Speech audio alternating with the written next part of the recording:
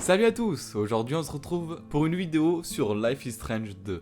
Nous allons voir quelques incohérences scénaristiques de la série. C'est parti. Life is Strange 2, tout comme les précédents, est un jeu épisodique avec environ 3 mois d'écart entre les épisodes. Ça permet de garder en haleine le joueur et se faire le jeu comme on pourrait se faire une série. C'est une excellente idée, mais ça peut créer des incohérences entre les épisodes. Alors il n'y en a pas énormément dans ce deuxième Life is Strange, donc je vais vous les lister chronologiquement. C'est parti. 2 incohérences de date dans une affiche sont présentes dans le premier épisode du jeu.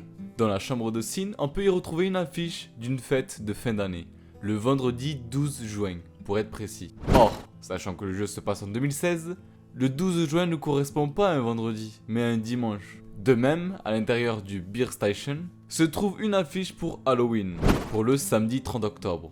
Or, encore une fois, le 30 octobre ne tombe pas un samedi, mais un dimanche. Encore dans le premier épisode, le nom K. Matthews est affiché sur la caméra de bord de la voiture de police, conduite par l'officier qui a été tué. Pourtant, dans la sortie de l'épisode 2, un article de journal fait référence à l'officier décédé sous le nom de Philip Matthews. Donc logiquement, ça serait plutôt P. Matthews qui serait affiché dans la caméra de bord. Cependant, cette incohérence a été corrigée lors d'une mise à jour. L'officier se nomme Kindred pour correspondre à ce qui est affiché dans la caméra de bord. Dans l'épisode 2 cette fois-ci, le manteau porté par Claire Reynolds est de couleur violette lorsqu'elle se dirige vers la maison d'Erickson. Cependant, dans les aventures de Captain Spirit, elle a le même manteau mais de couleur bleue cette fois-ci. Un peu après, dans l'épisode 2, Sin a un patch bleu sur son pantalon quand les frères Diaz rencontrent pour la première fois Chris Erickson. Or, ce pantalon ne correspondait pas au pantalon sans patch que Sin portait le même jour dans la cinématique de fin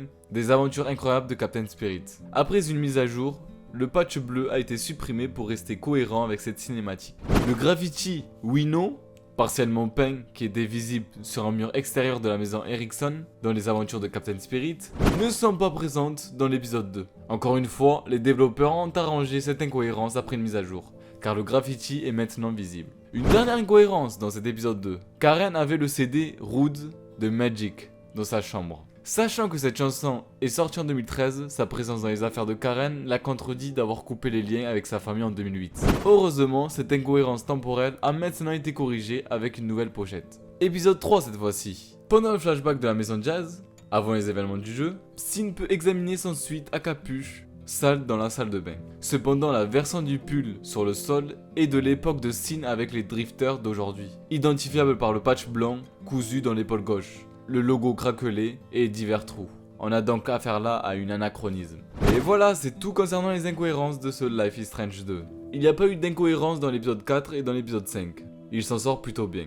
Et comme on a pu le voir, beaucoup d'incohérences ont été corrigées par la suite, contrairement au premier Life is Strange. D'ailleurs, si vous souhaitez voir les incohérences du premier Life is Strange, dites-moi le dans les commentaires, et je vous le ferai. Sur ce, n'oublie pas de t'abonner, et à la prochaine.